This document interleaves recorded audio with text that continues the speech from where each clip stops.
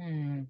우리가 사실 그러니까 하나님의 우편 제위, 예수님께서 하나님의 우편에 계시다라는 우편 제위가 엄청나게 큰 복음이고 위로가 된다는 거. 주께서 우리를 위해서 중보하시고 에테코메노스 기다리고 계시다라는 게 저와 여러분에게 큰 힘이 되고 또한 우리가 사명을 감당하는 그런 원동력이 되실 줄 믿습니다. 자, 그다음 이제 두 번째로 넘어가 볼게요. 그렇다면 원수로 발등상, 하돔. 발등상이라 그랬죠? 그다음에 하나님께서 밟는다라는 어근의 하닥이에요. 하닥, 하닥, 하닥. 하나님께서 짓밟는다. 그 원수들을 완전히 악을 괴멸시킨다 이런 말이에요. 악을 괴멸시키게 되기까지라는 기간은 도대체 언제까지인가? 너무 간단하죠. 주님께 부활 승자가 다시 오시기까지 기간을 가리킵니다. 주께서 죽은 자 가운데서 부활하심으로 사망 권세를 깨치셨으니 완전한 발등상은 언제 이루어지는 거다? 재림의 때에 이루어지는 것입니다. 아직 이루어지지 않았다라는 거죠. 여호와께서 시온에서부터 주의 권능의 홀, 아까 막대라 그랬죠. 막대, 마태, 지팡이, 그렇죠? 지팡이를 보내리니, 막대를 보내리니 주는 원수들 중에서 주님께서 뭐하다 리데라 그래요. 이제 다스린다. 주께서 다스리소서. 주의 권능의 홀이나 주는 원수 중에서 리데 다스리소. 이 다스리다라는 말도 말락이 아니고 여기서 리데라는 아주 짓밟대예요. 리데. 함부로 날뛰지 못하도록 원수들이 함부로 날뛰지 못하도록 주께서 이렇게 누르고 계시다 이런 말이거든요. 그러니까 완전히 타락하지 않도록 인간의 인류 역사가 전적 타락한 역사이지만 완전 타락으로 끝장나지 않도록 중에서 붙잡고 계시다. 다스리고 계시다라는 거거든요. 다스리는 표현은 모두가 그분이 뭐 하신다는 왕, 멜렉으로서 절대적인 주권과 통치를 하는 멜렉이죠. 하고 계심을 증거하시는 말씀입니다. 네, 여러분 우리가 되게 중요해. 사람들이 주님을 나를 구원해 준 주님으로 받아들이는 건 좋대. 하지만 나의 삶을 이래라 저래라고 간섭하시는 건 싫대. 뭘 거부하는지 알겠죠? 주님을 주님이 나의 삶을 왕노릇하는 건 싫대. 나는 내 인생은 나의 것이기를 원한다라는 거. 그런 거 없다라는 거죠. 우리는 주님의 아까 얼라들.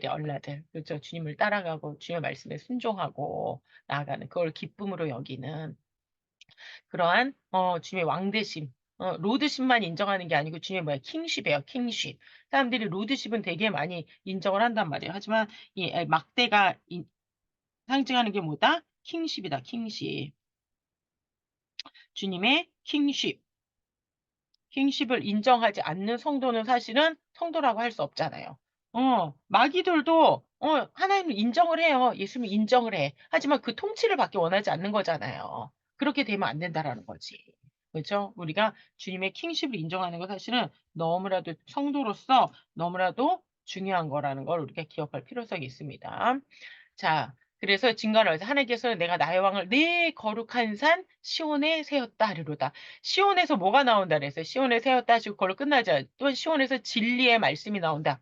이 표현이 되게 중요해요. 결국 시온에서 진리의 말씀을 통해서 통치하신다. 그리고 시온에서 진리의 말씀을 통해서 통치하신다. 전 세상을 통치하신다라는 그 개념이에요. 그걸 우리가 꼭 기억해야 됩니다.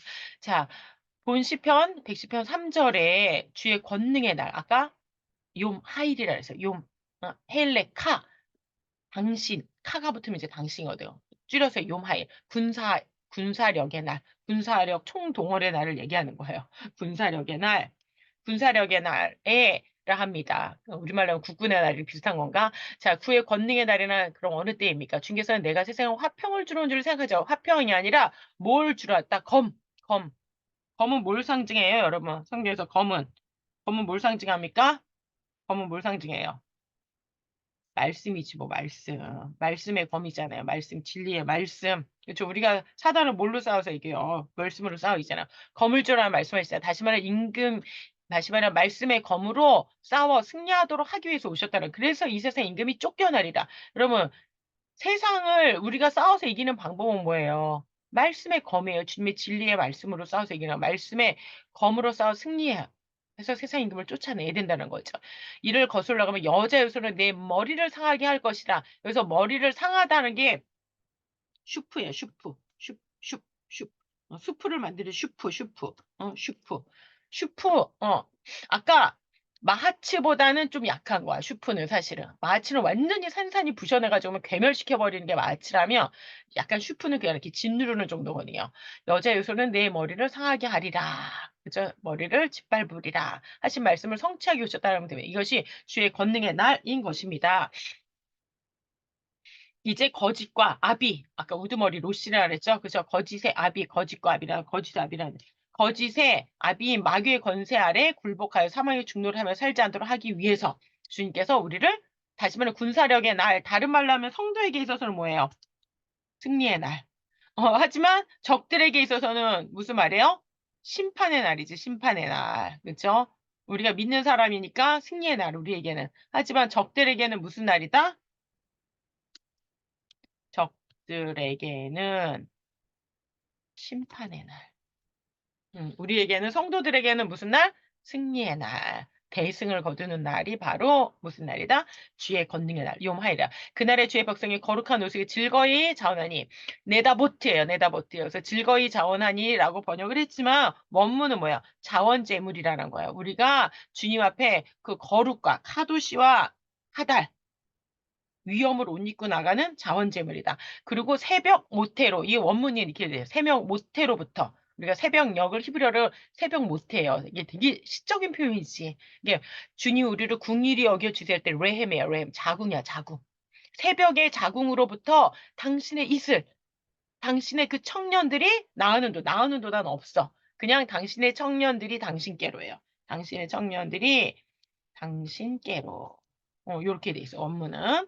자, 주의 청렬들, 얄루드, 테이카. 아까 얄라들, 어린아이들이라 했잖아, 얄라들. 당신의 그 얄라드들이란 내가 그리스도 예수의 좋은 군사로 나와 함께 고난을 받을지난 주의 군사들인 겁니다. 주님의 군사들이 뭐예요? 주님을 위해서 고난을 받으며 십자가를 지고 뭐가 된다 해서 자원 제물이라 했죠. 제물, 희생 제물을 얘기하는 거예요. 예수님처럼 우리들도 이 세상에서 십자가를 지고 간다라는 거예요. 자원 제물 다른 말로 하면 뭐가 된다? 십자가를 지는 삶.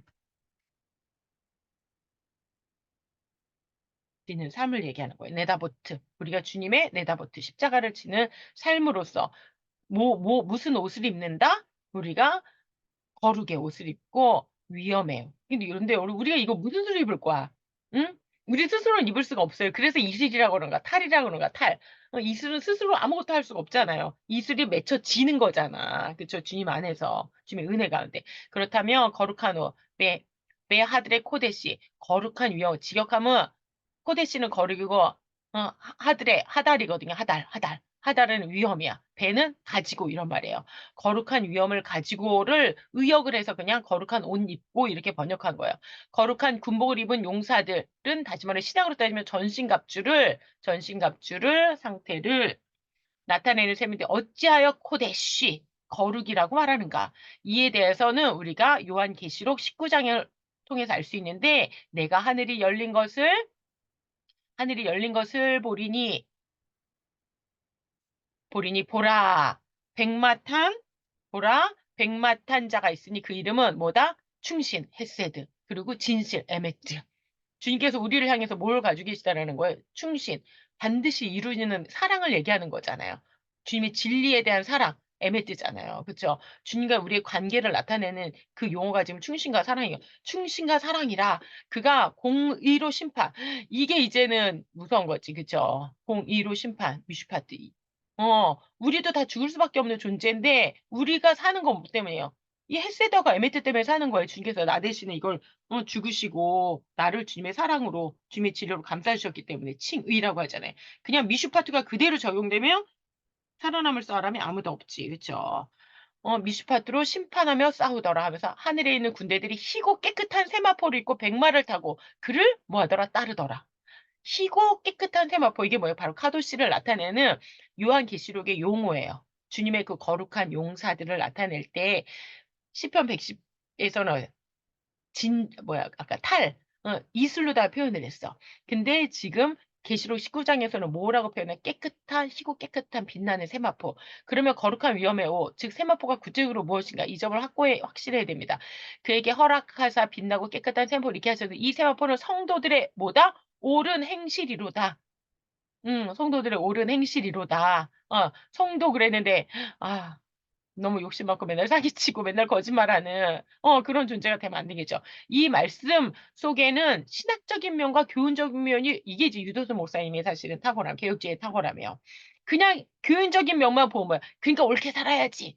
이렇게밖에 안 끝나. 근데 뭐예요? 성도들의 옳은 행실이라는 이로다 한 것은 교훈적인 면이요. 그에게 허락하사 빛나고 깨끗한 샘을 입게 하셨다. 우리가 스스로 입는 게 아니죠. 여호수아에게도 스가랴서에서 여호수아의 그 더러운 옷을 벗겨 가지고 깨끗한 옷을 갈아입히잖아요. 허락하사 주님께서 허락하시지 않으면 입을 수 있어요? 불가능하잖아요. 허락하사 빛나고 깨끗한 세마포를 입게 하셨다는 것을 신학적으로 칭의로 봐야 다 만일 거룩한 옷을 단지 성도들이 성화로만 여긴다면 성도들이 '아 그래 내가 성화해야지, 성화해야지.' 이거로만 여긴다면 칭이 없는 성화만 강조된다면 모든 군사들은 즐거이 헌신 자원님을 내다보트를 하지 못하고 그죠? 어떻게 우리가 즐겁게 헌신하겠어요? 우리 죄가 계속 걸림돌이 되는데. 스스로 잘한다고 할 때는 교만해질 거고 반대로 안 될 때는 정죄감에 빠져서 무기력화되고 또다시 교만에 빠지는 영적인 악순환에서 벗어나지 못할 것입니다. 이것에서 벗어날 수 있는 사람이 도대체 누가 있겠어요? 저와 여러분 중에 하나라도 있어요? 아무도 없지.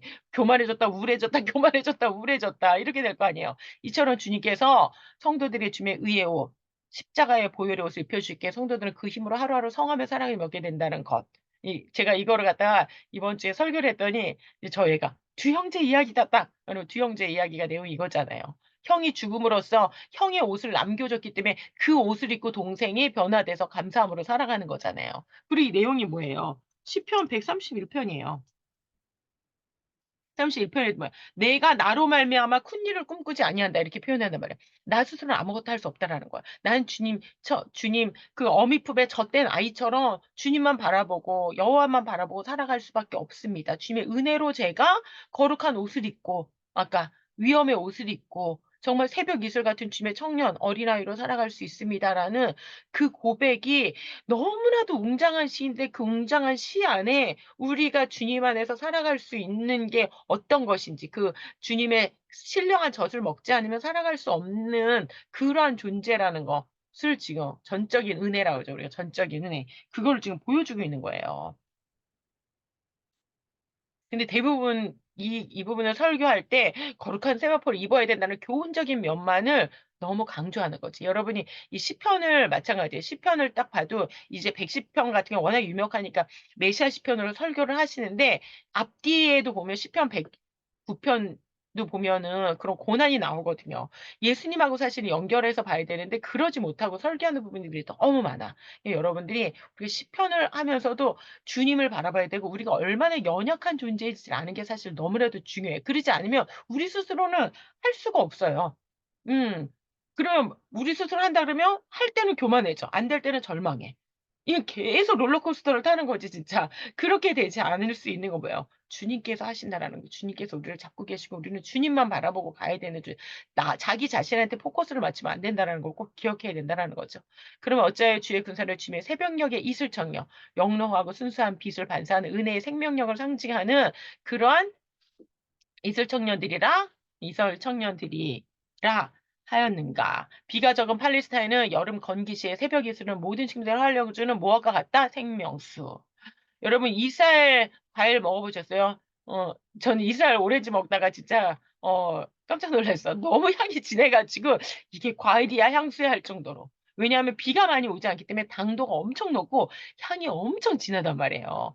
때문에 이스라엘 지역에서 나오는 그런 뭐 포도라든지 오렌지라든지 뭐 자몽이라든지 석류라든지 이런 게 유럽의 최고급 호텔에다가 당일로다가 비행기에 실려 가지고 나간단 말이에요. 왜? 이슬을 먹고 자라기 때문에 정말로 향이 엄청 짙고 엄청 그 당도가 높거든요. 이 점을 호세아서는 "내가 이스라엘에서 이슬과 같으리니 저가 백합화 같이 피겠고" 주님께서 뭐라 그래요? "이슬과 같다. 레바논의 벼같이 뿌리가 박힐 것이라." 이슬을 먹고 백합화도 피고 레바논의 백향목과 뿌리가 박힌 것처럼 이렇게 자라난다. 반대로 이슬의 부족은 고난과 저주를 상징한다라. 형제여 바로 우리가 거룩한 것을 즐거이 헌신하는 새벽녘의 이슬 같은 주의 청년들. 메 레헴 이게 레헴이에요. 레헴. 아까 뭐라 했어요? 자궁이라 그랬잖아요. 자궁. 자궁으로부터 미슈하 미슈하르는 새벽이에요. 새벽의 그 자궁 모태로부터 있는 레카 당신을 위한 탈 이슬. 그다음에 얄로드 테이카 당신의 아이들, 얼라들, 얄라드. 그쵸. 얼라들, 얄라드. 똑같아. 이게 경상도 사투리하고 너무 비슷하죠. 얄라들, 얼라들. 아까 마태, 막대기, 지팡이, 지파, 히브리어 다 똑같아. 어근이 지금, 다 연결돼 있어. 자, 둘째 단어, 영원한 제사장. 코엔 레 올람. 코엔 레 너무나도 중요해. 코엔은 코엔인데 레 올람이 붙느냐 안 붙느냐에 따라서 완전히 다르죠. 그냥 코엔 어떻게 계속 바뀌어. 여러분 보면 그 유대인들 중에 유명한 사람들 보면 코엔이라는 성을 가진 사람들이 꽤 있어요. 이 유대인 레위 계열의 제사장이었다는 거 자기 조상이 그걸 나타내는 거거든요. 근데 어때요? 살아가는 거 보면은 그냥 똑같이 살아가잖아. 인간이잖아요. 여호와는 맹세하고 아까 맹세하고 뭐라 했어요? 니슈바. 왜? 충족한다라는 거야. 충족해서 맹세가 되고 충족하기 때문에 약속. 인간은 맹세나 언약이 의미가 없죠. 우린 지키지를 못하니까. 근데 주님은 맹세하고 언약 그러면 영원히 지킨단 말이에요. 왜? 그거 가지고 부족함이 없다 이런 의미였죠. 만족이 되고 부족함이 없다. 맹세하고 변치 아니자 이시기를 너는 멜기세덱의 반차를 쫓아 디브라티. 디브라가 말씀이거든요. 말씀에 따라 말씀대로 방법대로 말씀처럼 영원한 제사장이라라고 말씀. 우리가 멜기세덱의 반차, 멜기세덱의 뭐 계통, 계열을 따라 뭐 여러 방법을 따라 여러 가지 번역이 되는데 원문은 알디브라티예요. 말씀의 말씀대로, 멜기세덱의 말씀대로. 그러니까 우리가 멜기세덱의 말씀을 우리가 좀 깊이 이해할 필요가 있죠. 히브리어가 들어가면 여기가 줄이 간격이 하나도 안 맞아. 워낙에 히브리어가 글자가 크게 들어가더라고요. 똑같은 사이즈라도 조금 줄여볼게요. 자, 그래서 둘째 단어 사절은 단 한 절, 아까 말한 한 절에 불과하지만 그 속에 농축되어 있어. 완전히 고농축이에요. 농축이 그냥 농축이 아니야. 고농축되어 있는 뜻은 영광스럽게 비할 데가 없다. 그래서 히브리서 전체가 바로 코엔 네올람에 대한 해설이라 해도 결코 과언이 아니죠. 자세한 거 히브리서 파노라마, 그다음에 제가 보내드린 자료, 그다음에 카리스 주석, 자료, 그다음에 또 뭘 보시다? 파리스 주석. 파리스 주석을 참고하시 면서 히브리서를 몇 가지 요점해 볼게요. 먼저 멜기세덱의 반차를 쫓아. 멜기세덱은 창세기 14장 18절에 등장하는 살렘 왕임에서 지극히 높으신 하나님의 제사 엘 엘리온이죠. 엘 엘리온의 제사장이고 아비도 모르고 어미도 없고 족보도 없고 시작한 날도 없고 생명도 없고 끝도 없는 하나님의 아들과 방불하다. 지금 누가 방불하다고요? 하나님의 아들을 갖다가 보여주는 뭐라는 거예요? 구약에 나타난 결정적인 그림자야, 그림자. 그죠? 누가 멜기세덱이. 이 살렘, 예루살렘을 말하는 거죠. 살렘. 살렘이란 말 뜻이 뭐예요? 완성이에요, 완성. 응.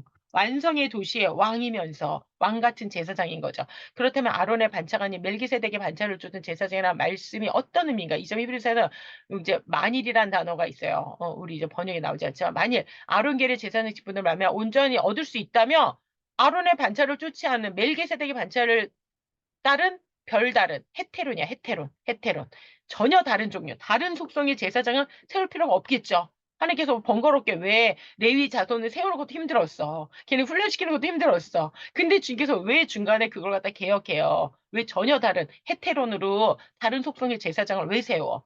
그거 가지고 뭐가 안 되니까 만족이 안 되게 돼요. 충족이 안 되는. 인간의 죄를 해결할 수가 없어. 왜? 얘네 자체가 죄인이기 때문에 계속해서 죄를 저지르고 제사장 제도가 계속 무너져 버리잖아요. 그렇기 때문에 영원한 대제사장이 이신 예수 그리스도가 필요할 수밖에 없고 그 영원한 대제사장을 갖다가 뭐예요? 아론 레위 계열이 만들어지기도 전에 있었던 영원한 살레망의 제사장이라고 알려져 있는 지극히 높으신 하나님의 제사장으로 알려져 있는 멜기세덱의 반찬을 따랐다. 하나님께서 이렇게 표현하신 그림자를 보여주는 거예요. 그러면 주께서 유다 왕, 그죠? 유다는 왕의 지파잖아요. 레위 지파가 아니잖아요. 왜 도대체 유다 지파로 쫓아나신 것이 분명하다라는 거예요. 레위 지파가 아니죠. 이 지파는 모세가 제사장되고 관에 말한 것이 하나도 없고 멜기세덱 같은 별다른 한 제사장이 일어난 것을 보니 더욱 분명하다. 히브리서가 지금 7장에 얘기하고 있는 거죠.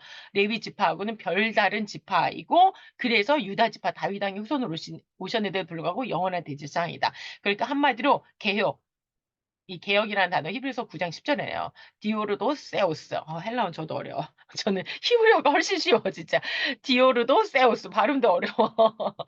저는 진짜 여러분 헬라어가 훨씬 어렵지 않아요? 디오르도세우스. 데오르 즉 그림자에서 실체로 개혁했다라는 거예요. 디오르도 세우스가 되었다는 것입니다. 다시 말하면 분명히 제사장은 원래는 뭐예요? 레위 계열을 따라가야 돼. 근데 주님께서 디오르도 세우스, 디오르도 세우스 해가지고 변혁을 시켜 개혁을 시켜가지고 그림자에서 실체를 진짜로 보여주는데 레위가 완전한 그 제사장의 그림자로서 합당하지 않기 때문에 멜기세덱이라는 그림자를 통해서 더 선명하게 보여주고 계시다라는 거죠. 그래서 그게 완전히 다른 종류, 다른 속성이다. 이제 헤테론이라는 단어를 헬라어가 사용해 보니까. 그러면서 히브리스기는 이제 한 말의 중요한 것은 이러한 대제 우리에게 있다. 우리를 위해 계시다. 우리에게 이러한 재상을 주셨다는 것이 중요한 점. 그렇죠? 이런 분이 계시면 뭐 하겠어? 우리를 위해서 존재하지 않고 우리를 위해 주시지 않는 우리의 죄를 대속해 주지 않는다면 완전한 재상의 의미가 없잖아. 4장 10절에서 그러므로 우리에게 큰 대제장 이거 히브리서예요. 히브리서 4장 14절 그분의 큰 대제사장이 있으니 승천하시고 하나님의 아들 예수 그리스도 완전히 이거 너무나도 정확하게 그냥 실체를 딱 보여주면서 그러면 도대체 그 승천하신 하나님의 아들 예수 그리스도 완전한 그 제사장은 어떤 분이야? 천사보다 뛰어나 아까 천사 뭐라 그랬어요? 대속이 불가하다 그랬죠? 지도자 모세보다도 뛰어나시고 아무리 지도자 뭐 하겠어요? 인간이기 때문에 스스로의 죄에서 벗어날 수가 없는데 그 다음에 제사장 아론 대제사장 아무리 대제사장이면 뭐 하냐고요. 그쵸? 지도자 모세도 안 되고 대제사장 아론도 안 돼. 영원하지가 않잖아. 인간은 죽잖아요. 죽으면 또 계속 갈려야 돼. 계속 바뀌어야 돼. 그죠? 그리고 결정적으로 해. 인간은 자기의 죄의 문제를 해결하지 못하기 때문에 계속 맨날같이 제사 드리기 전에 상번제를 먼저 계속 드려야 돼. 왜냐하면 구약의 제사는 약점을 가진 사람, 즉 먼저 자기의 죄를 위하고 다음에야 백성의 죄를 위하여 제사를 드린 죄인들이 제사장이었기 때문이다. 하지만 천사는 대속을 할 수가 없고 죄가 없다 할지라도 그 다음에 뭐예요? 모세나 아론은 아무리 위대한 리더들이었다 할지라도 죄인들이었기 때문에 영원히 제사장이 될 수가 없지만 율법에 맹세하신 말씀이 영원히 온전케 되신 아들, 죄가 없는 대속자, 죄가 없는 대속자로 뭐가 돼요? 충족이 되는 거야. 대속자로 충분하기 때문에 영원히 온전케 되신 아들이라고 표현하는 거지. 히브리서기에는 보면 여기서 맹세 없이 제사장이 되었으니 예수 그리스도는 맹세, 충족한 언약, 만족시키는 맹세, 그죠? 니슈바, 샤바, 니샤바 제가 설명해 드렸어요. 그쵸? 니 슈바 니가 붙었어. 맹세가 되어진 것이라 주께서 맹세 만족하시고 뉘우치지 아니하세요. 로이남 영원히 만족치 않아요. 영원히 코엔 올람이라고 말씀해요. 아까 여기서 뉘우치지 않 이제 더 이상 경계 개혁할 필요가 없다는 거예요. 음, 단번에 영원히 끝났어. 예수님으로서 그냥 클리어해, 클리어. 만족이 됐어. 저희가 제사장에 대한 수요가 많은 것은 뭐 때문에? 죽음 때문에. 계속 죽으니까. 근데 인간이 왜 죽어요? 죄 때문에, 근본적으로 죄 때문이에요. 죽는 것도 죄 때문에 죽는 거니까. 죄의 삭성 사망. 그렇죠? 죄 때문에 인하여 항상 잊지 못함이라. 예수는 영원히 계신 거로 그 제사 직분도 갈리지 아니하나니 로테이션 할 필요가 없다라는 거지. 구약의 제사는 생축을 제물로 해서 우리 대제사장이신 예수님께서 염소와 송아지 피를 오직 자기의 피로 영원한 속죄를 주신 거야. 그러니까 대제사장이면서 대속죄 제물이 되신 거죠, 예수님께서. 어느 제사장이 재물을 가지고들 자기 자신을 바치지는 않잖아요. 구약의 제사마다 매일 서서 섬기며 자주 이 매일 서서 섬긴다. 그거 제가 에파팍스에다 올려드릴까.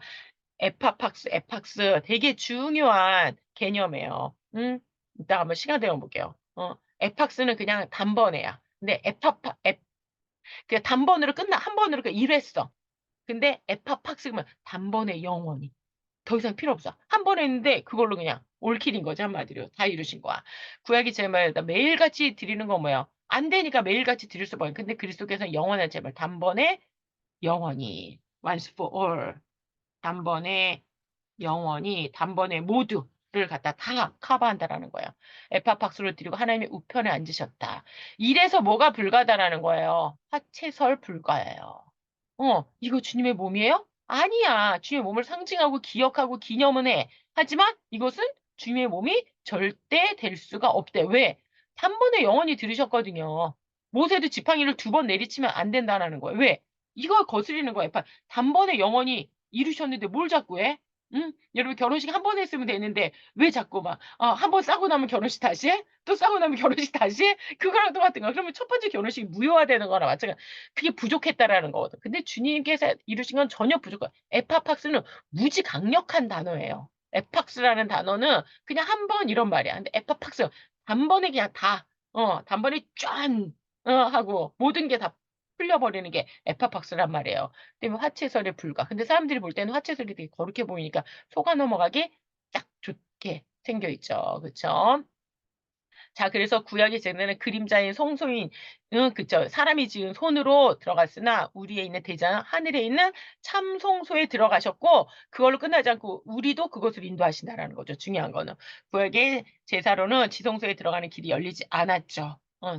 그치. 그러니까 매년 지성소 들어갈 때마다 또 잡아야 돼. 염소를. 아사셀 염소도 잡고, 또 염소도 잡고, 송아지도 잡고, 그러고 들어갔어. 우리의 대장은 십자가의 죽으심으로 휘장 가운데 열어놓으신 새롭고 산 길을 열으셨다는, 그러므로 자기를 힘입어 하나님께 나가는 자는 온전히, 그쵸, 부족함이 전혀 없다. 그래서 맹세하시는 거죠. 더 이상은 경계가 필요 없어. 더 이상 개혁이 필요 없어. 미슈바 됐다. 이는 항상 살아서 저를 위하여 간구하시며. 얼마나 여러분 히브리서 어려워. 근데 읽으면 엄청난 위로가 되고 힘이 되고, 정말 주님의 그 거룩과 위엄으로 옷 입은 우리가 뭐가 될 수 있어요. 이슬이 될 수 있어. 이슬, 탈이 될 수 있어. 여호와는 맹세하고 변치 아니 우편하시 영원한 재상이 되시다는 말씀 속에 이거 뭐예요? 시편 110편이지 지금. 시편 105편 사철에 지금 얼마나 말씀 속에 고농축으로 고농축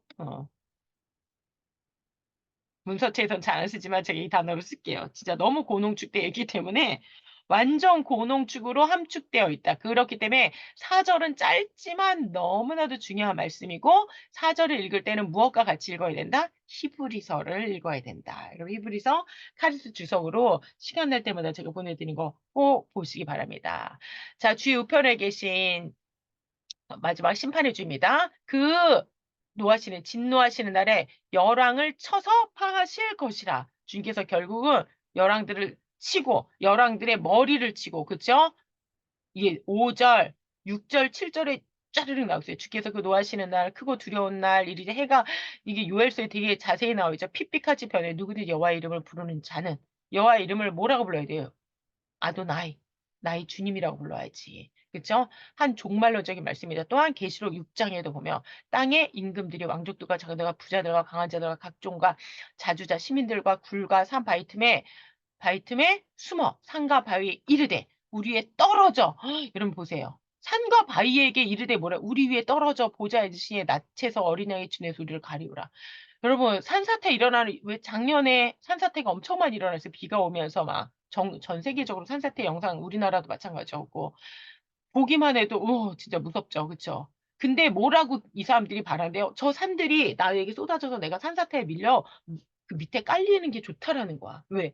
하나님의 그 얼굴을 보는 게 너무 어린 양의 얼굴을 여러분 보세요. 우리는 어린 양 하면 뭐 생각나요? 우리를 위해서 죽으신 사랑의 어린 양이잖아요. 근데 계시록에서는 유다의 사자만 무서운 게 아니에요.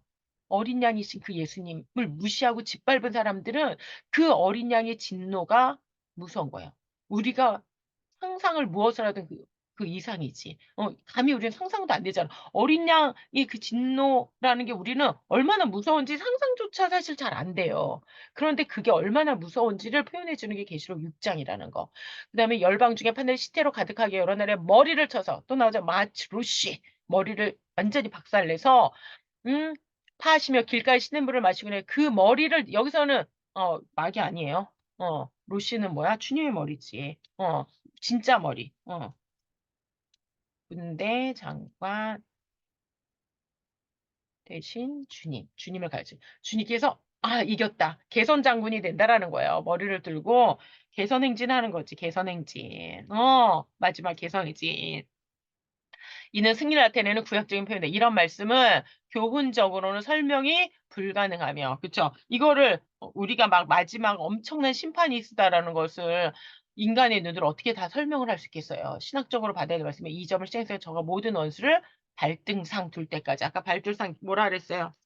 이브리어 기억나요? 가돔 될 때까지 불갑을 왕노라시니 맨 나중에 뭐라도 원수 거짓 먹이는 결국 사망이니라. 이 사망 때문에 우리는 자유해지는 거예요. 사망에서. 위상과 마치 그리스도의 사회 왕 제상 주라는 점 인식하는 거. 제사장으로서 우리의 죄를 대속하시고 올레디 완성. 그죠? 왕의 권세를 대적을 완전히 쳐서 이게 정복하시고 ing죠. 결국은 심판의 주로 임하시고 난 예. 그래서 이 세 가지 살짝 하나만으로는 온전히 다 안 되죠. 그래서 왕 제사장 선지자로서 주님께서 심판주로서 사역하시기 때문에 그게 완전하다라는 거야, 완전. 그래서 그게 에파퍼스 단번에 영원이 되셨기 때문에 더 이상 변개할 필요가 없다. 주님께서 그 맹세를 끝, 니슈바가 된다 그래, 니슈바. 그리고 로 이나햄 더 이상 바꿀 필요가 없다라는 거지. 자, 주께서 왕과 제사인 두 가지 속성이 이제 그리스도의 구속으로 말미암아 그러면은 그리스도에 적용되어 성도들이 왕 같은 이게 주님으로만 끝난다면 어 어떻게 되겠어요? 주님은 주님이시니까로 끝나잖아요. 근데 그게 아니라고. 주님은 첫 번째 장자가 되시고 우리는 주님의 형제, 주님의 신부가 돼가지고 어떻게 해요? 머리 대신 주님과 몸 된 신부가 된다 그랬잖아요. 그래서 주님께서 우리들의 뭐야? 왕 같은 제사장, 동시에 그리스도의 군사, 그 다음에 또 뭐예요? 이슬, 또 다른 표현은 뭐야? 주님의 자녀들, 얼라드, 얄라드, 히브리어로 얄라드, 파이디온, 주님의 어린 아이들이라고 주님께서 되게 대조적이죠. 왕이야, 제사장이야, 왕 같은 제사장이야. 그런데 그리스도의 군사면서 새벽 이슬이면서 주님의 어린 아이들이 되었다는 되게 역설적인 주님 안에서 우리는 되게 역설적인 존재죠. 세상을 향해서는 두려울 게 없어. 하지만 주님을 향해서는 주님 저는 아무것도 아닙니다. 주님 없이는 하루도 살아갈 수 없는 마태복음 5장이에요. 정말 애통하고 줄이고 목마른 영혼이죠. 제사장으로 하나님께 예배를 드리고 섬기고 왕적인 것을 가지고 세상하여 승리의 삶을 살아가는 것입니다. 한 가지 구원한다면 성도가 세상을 판단할 것을 너희가 알지 못하느냐 말씀입니다. 우리들도 왕 제사장 심판주 되시는 그리스도의 요점. 성도가 세상을 판단 다시 말하면 우리가 그냥 이 세상 살아가면서 전도도 하지만 동시에 뭐 하는 거예요? 세상에서 가르치면서 세상에서 전하면서 또 뭐예요? 법. 특히 우리가 요즘에 동성애법 가지고 얼마나 많이 시끌시끌 하잖아요. 우리가 이 세상 살아가면서 너희가 세상에서 잘못된 것을 가르치고 판단해야 될 뭐가 있다는 거. 책임이 있다라는 거예요, 책임. 그리스도의 군사로서 책임이 있다라는 거. 자, 적용. 우리 김성훈 전사님 읽어주세요, 적용.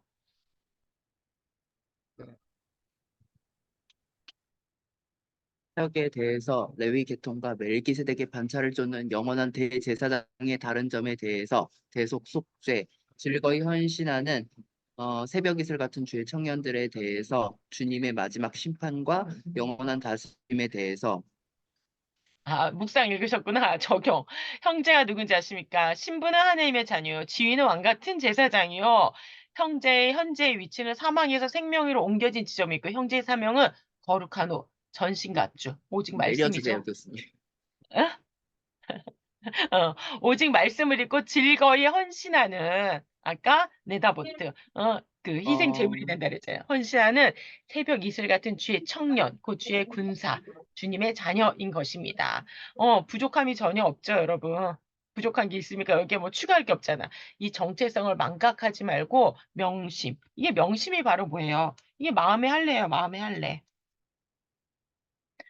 성경 말씀에 쓰여 있는 거, 좋지. 근데 그게 나의 마음에 새겨지지 않으면 살아서 움직일 수가 없죠. 우리가 사실은 우리 시편을 갖다 지금 이렇게 메시아 시편을 갖다가 우리 막 히브리어 헬라어까지 그 어려운 이 히브리서까지 같이 본 이유가 뭐예요? 이거 명심하려고. 이 맹세라는 단어가 성경에 꽤 나오잖아요. 그 단어가 나올 때 아, 이게 하나님의 만족 근데 우리를 구원하는 충족의 교리하고 관계되는구나. 왜 하나님께서 그림자와 실체라는 교리를 가지고 왜 다시 개혁할 수밖에 없는지, 그게 인간의 죄 때문이라는 거, 이런 걸 우리가 깊이 생각하게 되잖아요. 그리고 여기서 잊지 말아야 할 거, 이 모든 축복이 왕이시면서 재생이 그리스도로 말미암아 주어졌다라는 점입니다. 이거 때문에 우리가 위로받는 거예요. 이게 없이 만약에 이 근거가 나의 열심이다 이러면 여러분 절망이지.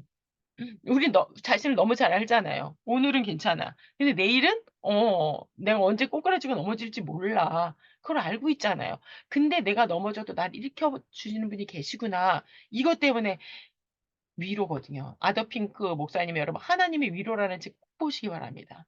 정말로 우리가 예종론이 얼마나 큰 위로가 되는지, 하나님의 외정과 작정과 계획과 의지가 없으면, 절대적인 그 의지가 없으면, 우리는 절망할 수밖에 없는 존재가 매일 롤러코스터 타고 진짜 막 어찌할 수 없는 존재인데, 그 하나님의 예정과 작정과 하나님의 절대적인 주권의 손 안에 내가 있기 때문에 내가 주님을 바라보고 살아가면서 한 걸음 한 걸음 나갈 수 있는 엄청난 힘을 가지게 된다라는 거죠. 자, 우리가 오늘 시편 110, 110편, 메시아 시편의 그 꽃 중에 꽃, 핵심 중에 핵심을 한번 봤어요. 우리가 잠깐 또 화면 공유해가지고 한 10분 정도 시간이 있으니까 보도록 할게요. 음, 자, 에파팍스를 제가 여러분하고 보고 싶거든요. 에파팍스가 근데 안 보이네. 잠깐만요.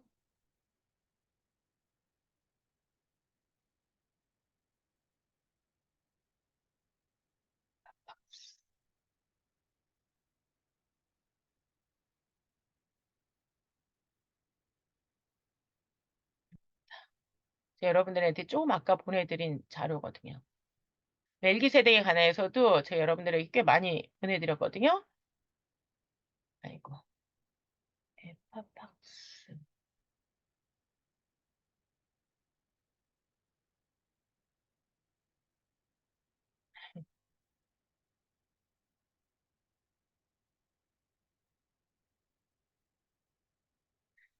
네, 지금 열고 있습니다. 이게 줌을 연동을 하면은 제 컴퓨터가 용량이 작아서 그런지 엄청 느려지네요. 화면 공유해 드릴게요.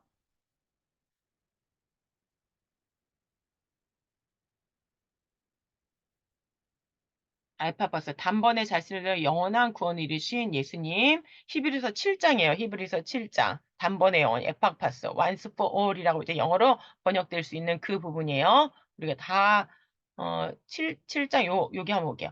7장 23절 우리 연수 읽어주세요. 23절부터. 제사장된 그들의 수요가 많은 것은 죽음으로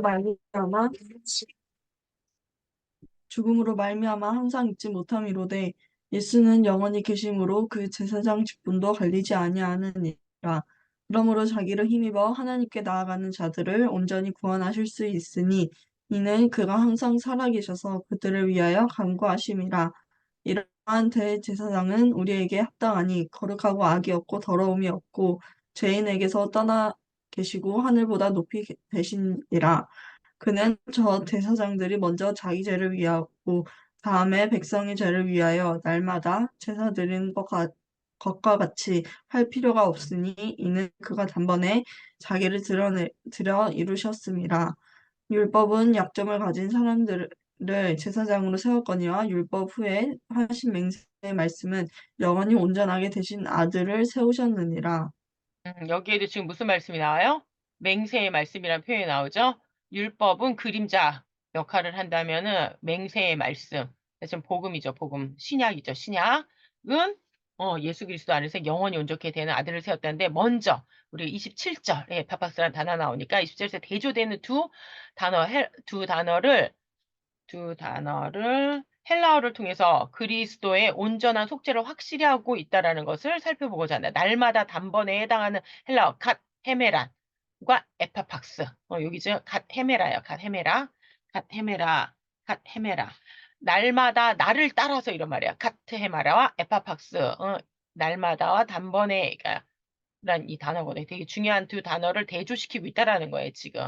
율법과 맹세의 말씀을 7절, 28절에 대조하고 있다면 27절에서는 가테메라와 에파팍스를 대조시키고 있는데 표현은 대제사장과 예수님에 대한 대조를 부각시키는 것이라고 볼 수 있습니다. 다시 말해서 대제사장은 매일 갓헤메라 자신의 죄와 다른 사람들의 죄를 위해 희생제사를 드립니다. 그러나 이와는 대조적으로 예수님은 단번에 나와요. 에파팍스.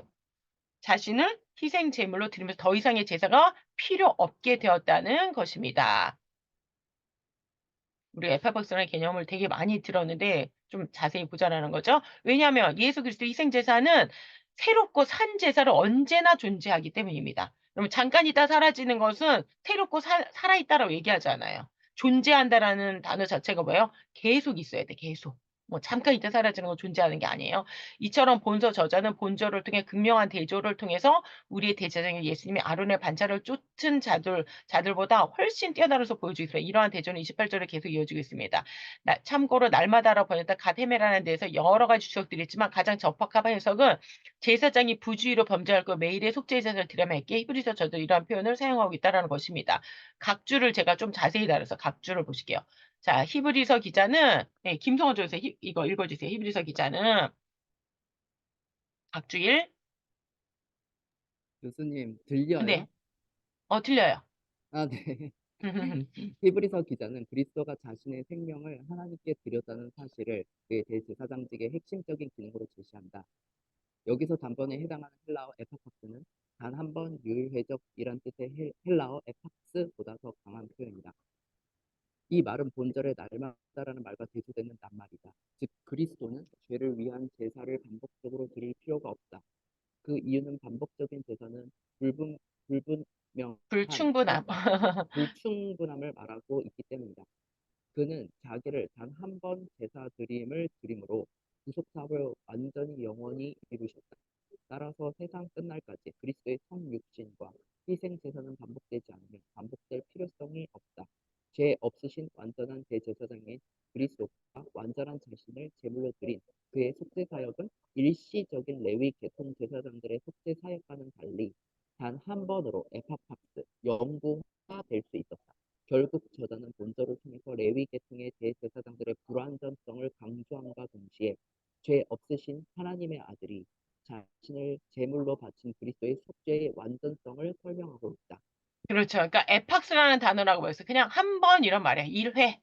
유일 한 번 끝. 그런 단어. 근데 에파팍스 단어가 벌써 느낌이 어감이 엄청 강하죠. 무지 강력한 단어. 에파팍스. 단번에 그냥 올킬.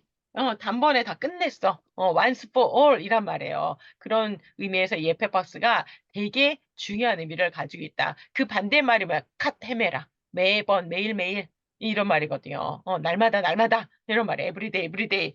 그게 아니고 매번 뭐 미사 제사, 그러니까 우리는 미사 제사 이런 단어 쓰지 않잖아요. 목사라 그러지 사제란 말 안 쓰잖아요. 왜? 제사에 초점이 없거든. 제사는 주께서 다 이루신 걸 우리는 가르치고 전하는 역할을 하는 거지. 그 제사를 계속 재현하고 구현하지 않는단 말이에요. 이 에파팍스라는 단어 때문에 이거를 무시하는 건 뭐야? 신적인 모독이지. 하나님이 하신 거를 모독하는 거잖아요. 어? 너무나 중요해. 이 에파파스라는 단어에서 화채설이 안 된다라는 거를 우리가 기억해야 돼. 우리가 더 이상 사제니, 뭐, 미사니, 제사니, 이런 것들, 우리 예배라 그러잖아요. 그리고 성찬식 할 때 그래. 기념, 내지는 은혜, 임재, 이것까지는 아니에요. 하지만 이게 진짜 중요해. 몸, 이게 중요해. 진짜 피, 상징 그 이상으로 하지 않는다라는 거죠. 이처럼 예수님은 영원히 계시니 제수님을 갈리지 않고 자기를 힘입어 하나님께 나가서 온전히 구하셔. 예수님은 단번에 자기를 들여 온전한 속죄를 이루셨습니다. 핵심이죠, 핵심. 에파팍스의 의미가 바로 이거예요. 단번에 자기를 들여 온전히 속죄를 이루셨습니다. 율법은 약점 가진 자들을 제사를 세웠지만 맹세의 말씀. 이제 왜 자꾸 충족, 맹세, 만족 이런 단어가 나오는지 알지? 이 맹세가 아까 뭐라 그랬어요? 히브리어로? 이거 꼭 기억해야 돼. 니슈바. 니슈바. 어근이 뭐다? 샤바. 니슈바. 예, 어근. 어근은 뭐다? 샤바.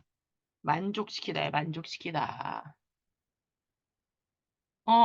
만족시키지 않는 말씀은 영원한 맹세, 변하지 않는 언약의 말씀, 복음이 될 수 있다, 없다?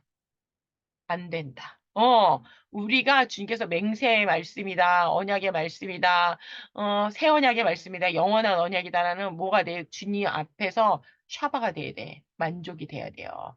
그래서 주님은 영원히 살아계신 그리스도이고, 여러분 이거 꼭 보시기 바랍니다. 단번에 자기를 제사를 드렸다. 7장 1절 단번에 이런 게 에파팍스는 단번에 모든 거, once for all. 여러분이 에파팍스 하면 뭘 생각하다? 단번에 영원히 단번에 모든 것을 커버한다. once for all. 그러니까 이게 시간 개념이면서, 그러니까 보세요. 단번에 영원히 그러면 시간 개념이잖아. 그렇죠? 근데 단번에 모든 것을 쓰면 시간 개념이 아니죠. 이거는 약간 관계 개념이에요. 주님께서 단번에 죽으시려 모든 구원받을 사람 모두를 시공간을 초월해서 한국에 있든 미국에 있든 천년 전의 사람이든 아브라함의 시대의 사람이든 앞으로 태어나지도 않은 아기일지라도 주님께서는 그걸 몽땅 다 커버한다라는 거죠. 시간 개념과 그러한 성도와 그리스도의 그런 연합의 관계를 갖다가 통틀으는 말이 once for 에파팍스예요. 근데 이거를 어떻게 시간 개념으로 하면 단번에 영원이야. 그 다음에 이걸 관계적으로 하면 단번에 모든 성도들을 이렇게 표현할 수 있는 거예요. 그치? 그러니까 이 헬라어가 히브리어나 헬라어가 이런 부분에 있어서 좀 깊이 있는 의미를 가지고 있다라는 것을 여러분들이 에파파스를 꼭 기억하고 이 에파파스 때문에 뭐가 안 된다라는 것을 우리가 기억해야 된다고. 아까 말한 대로 화채설의 이단성이지 뭐. 이단성. 성경 위배지. 맹세의 위배예요. 맹세의 위배. 성경, 복음. 이 맹세는 소위 말하는 무엇보다 강한 거예요. 일반 말씀보다 이런 의미에서 되게 강한 거예요. 구약에 많은 말씀들이 있잖아요. 그런 말씀들하고 주님께서 영원히 변개치 않겠다라는 이 니슈바가 붙어 있는 거. 그냥 맹세도 사실 여러 번 나와. 근데 영원히 변치 않는 이런 새로운 복음과 연결되는 그거는 정말 강력한 말씀이거든요. 그러니까 주님의 맹세의 위배가 된다라는 거. 그런 차원에서 우리가 이 에파팍스라는 개념이 되게 중요한 개념을 가지고 있다라는 거. 그리고 그게 지금 어디에도 드러나 있다? 시편, 110편, 사제, 사절. 영원한 대제사장이란 멜기세덱의 반차를 따른 영원한 대제사장이라는 개념에 이거 들어가 있기 때문에 여러분들이 조금 힘들 수도 있을 것 같아요. 근데 여러분들이 좀 친숙하게 생각하고 히브리서를 조금 더 카리 주석도 보고 좀 읽고 그랬으면 좋겠어요. 자, 오늘 여기서 마치도록 할게요. 여러분 질문 있으시면 질문 받도록 하겠습니다. 네, 교수님